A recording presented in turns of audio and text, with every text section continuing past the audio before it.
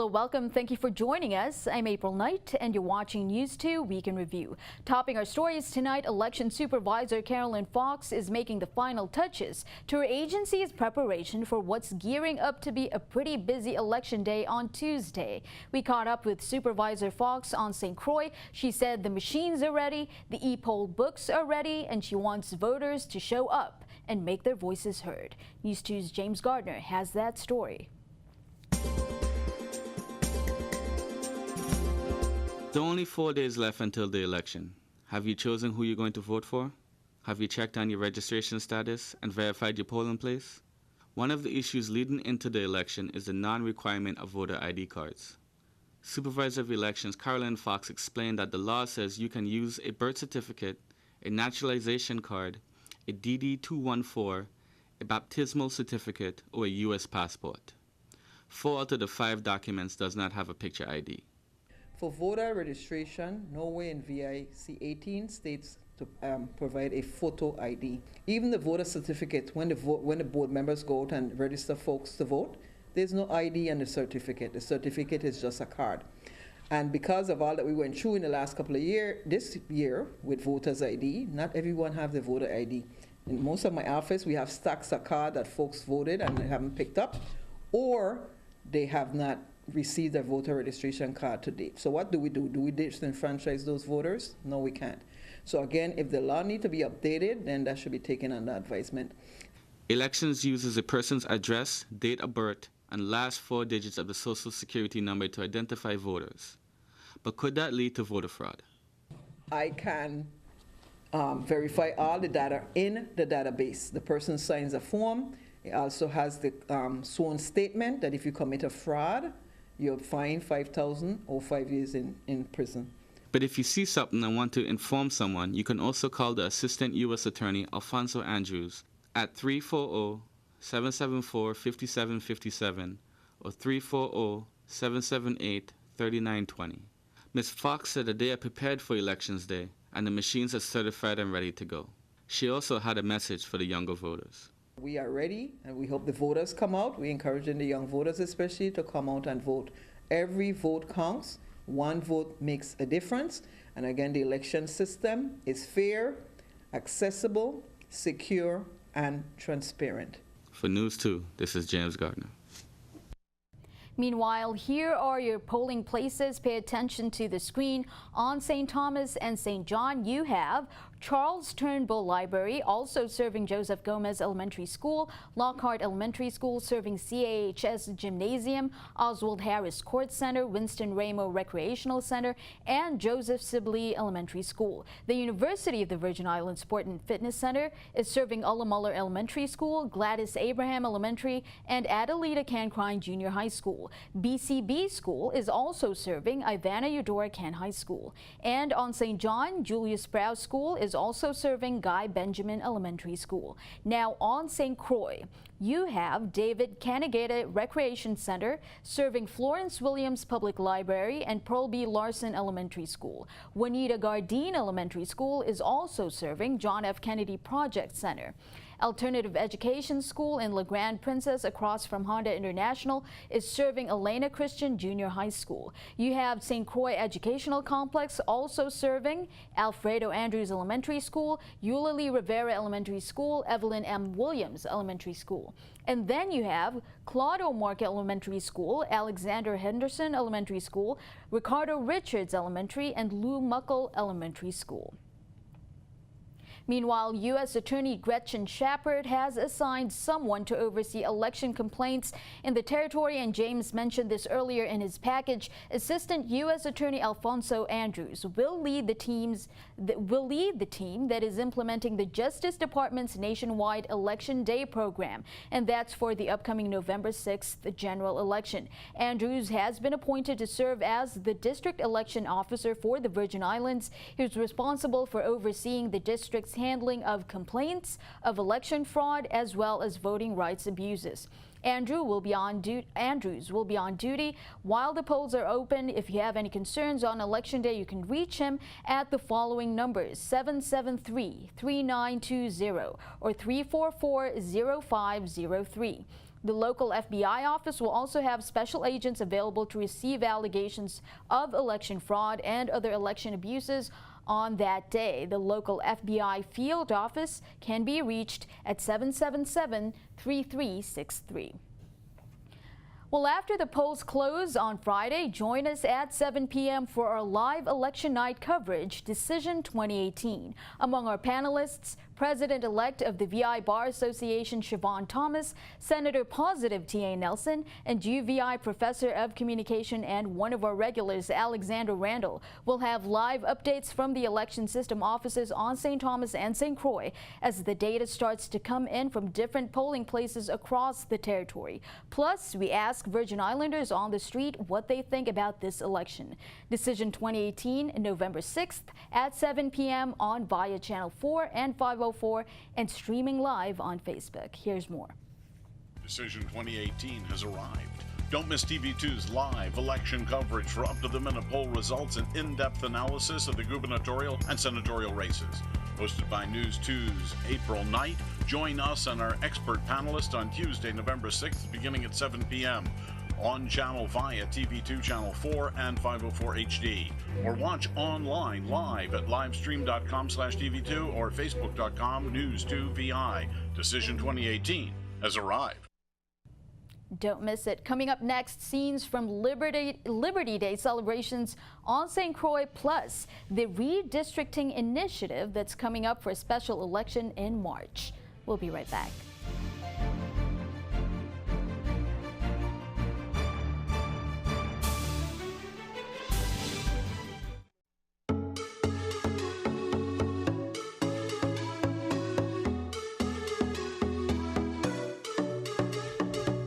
Welcome back. On Thursday, Virgin Islanders gathered in force at Grove Place on St. Croix to commemorate Liberty Day, or Bull and Bread Day, that honors the life and legacy of St. Croix's very own D. Hamilton Jackson, which is why we also call this the D. Hamilton Jackson Day. He was a community activist, journalist, and lawyer who made his mark in Virgin Islands history. Bull and Bread Day is marked by a traditional feast of roast beef and bread, and this year was also marked by speeches by community leaders, and here is more from that event.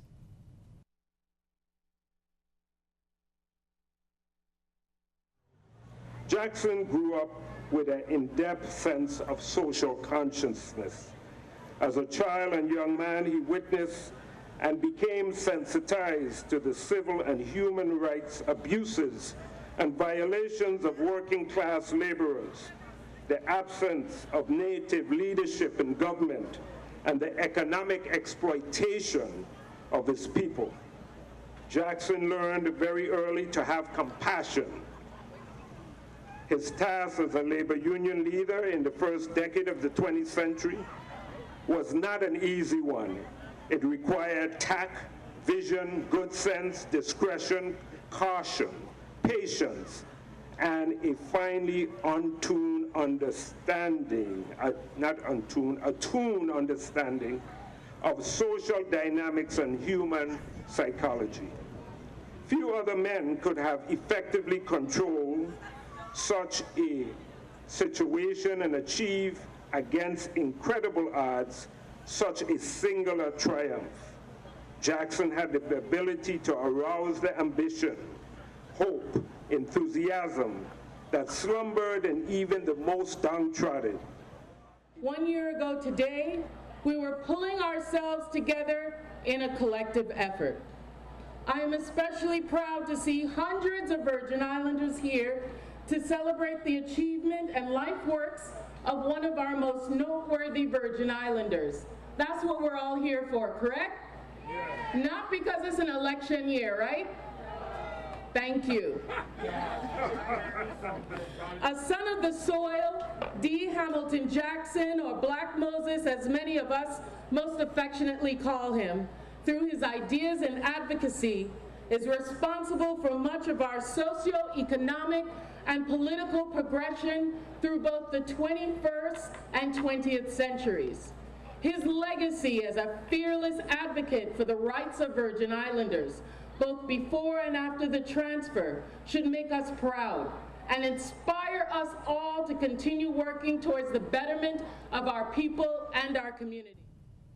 Meanwhile, WAPA employees showing their own practice in activism. Water and Power Authority employees on St. Thomas and St. Croix called in sick on Tuesday and Wednesday. This is according to some WAPA employees who wanted to remain anonymous. According to the WAPA employees that we spoke to, the midweek sick out was due to the concerns that they aired during a protest in front of the legislature 2 weeks ago. One source said that the WAPA board has been given authority to access the funds needed for their raises, and they're referencing Senator Myron Jackson on that information, but that WAPA employees still have not been given the increases. Morale is at an all-time low, according to the source. It's not clear how many employees exactly participated in the sick out. Also, union representatives for police officers across the territory are threatening to sue Governor Mapp over stalled contract negotiations and long overdue increases. The St. Croix Police Benevolent Association recently took a vote of no confidence in the governor, and union reps are saying if the governor does not respond right away, they would pursue legal action, although they did not specify the details. The St. Thomas Police Benevolent Association backs its St. Croix counterpart in this move. Meanwhile, Governor Mapp responded in a press release that the delays are due to the St. Croix Union's attorney, Kai Walker, who was out of the territory for a month when the Government House wanted to talk. Walker, meanwhile, said in a statement that Government House canceled a meeting scheduled at the end of September before she went off island. We'll keep you updated on this back and forth between Government House and the police unions. Well, lawmakers expressed strong doubts in a Senate session last week Friday, about a reapportionment initiative changing the structure of the legislature. But they ultimately voted in favor of the bill that will place that decision squarely in the hands of the electorate. Currently, the St. Croix district selects 7 senators, the top 7 vote getters, and the St. Thomas-St. John district selects its own 7. All voters, regardless of district, also select 1 at-large senator, traditionally a St. John resident, although St. John residency is not required by law. Now, under the new initiative on your screen, the 9 senators would represent 5 smaller districts. 2 lawmakers, each representing East St. Thomas, West St. Thomas, East St. Croix, West St. Croix, and St. John will have 1 senator as its own district. To complete the 15-senator lineup, all voters would also select 6 at-large senators, 3 of whom would be St. Croix residents and 3 St. Thomas residents. Senator Positive T.A. Nelson has his own reapportionment legislation, and he disagrees with the one that's coming up for special election on March 30th. According to Nelson, it's not all it's cracked up to be. This is Senator Nelson speaking during one of our Decision 2018 Countdown episodes. The proponents themselves had trouble explaining this when they were in front of the legislature. So truth behind it, oh, well, that's going to be on the legislature to draw the lines. It's going to be on the board. And so by even saying that or suggesting that the legislature draw the lines or draw the borders or, you know, however they're going to be marked, whether it's by population or by geographic location, those things take a little study. Yeah. Okay, those things don't just pop up. So for these individuals to just push this like that, I think it's irresponsible, and never mind to say, making it appear that reapportionment is going to empower a senator to get roads fixed, potholes fixed, yeah. Which is really the executive branch. Exactly. So it was quite misleading, and that doing this is going to give the retirees their retroactive salaries. So they told the retirees or the people that they had signing this what they wanted to hear in order to get support. Again, that initiative by the St. Croix government retirees is coming up for special election on March 30th, 2019. Coming up next, scenes from the Business After Hours event at VIA this week, plus your Pet of the Week and AccuWeather forecast.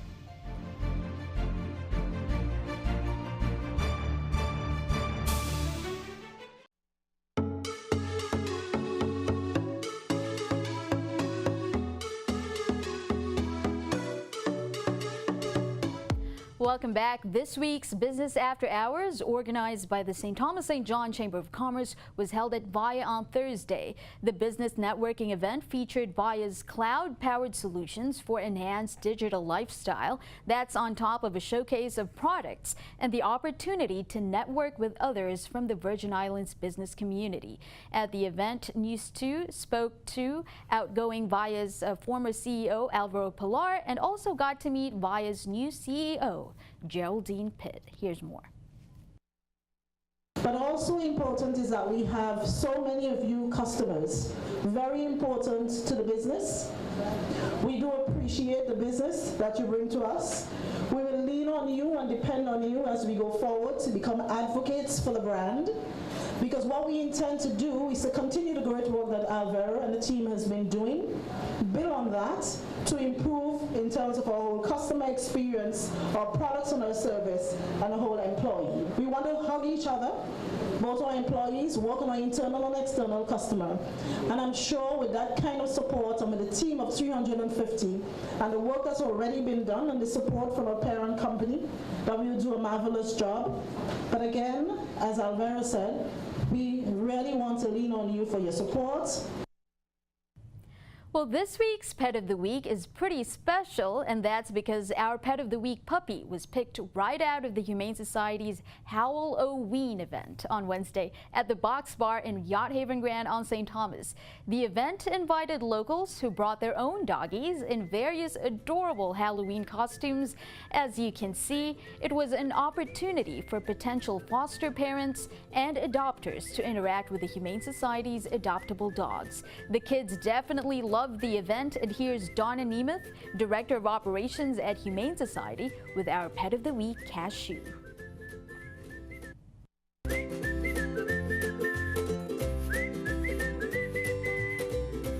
This is Cashew. She's about 4 months old. She loves everybody. She's loved all the dogs she's met, and she's even been great with our cats, just snuggling right up with them. So we love her. We hope that she gets a great home tonight.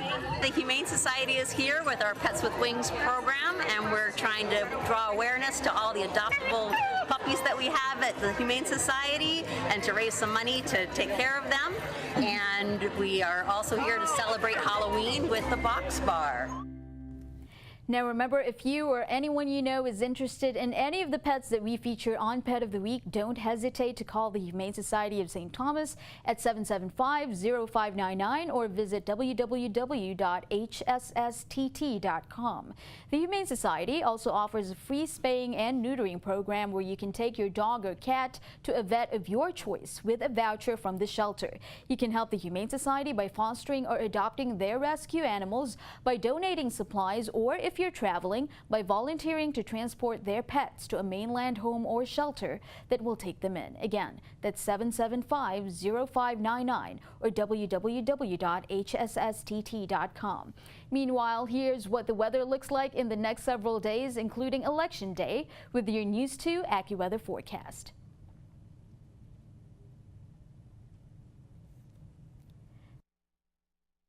We'll be right back. All right, give me a close. Oh, you want the close now? No. A close for the C block. Oh, I thought that was it. Thank you for that. We'll be right back because I'm not sure if we're... You kind of said it kind of one under your breath, though. Okay, what? All right, stand by.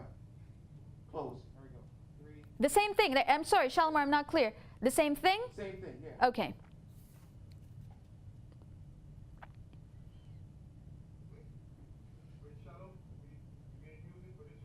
Yeah, to bump out after she says thank you for that. We'll be right back. All right, cool. Here we go. 3, 2, 1. Thank you for that. We'll be right back. Stick around.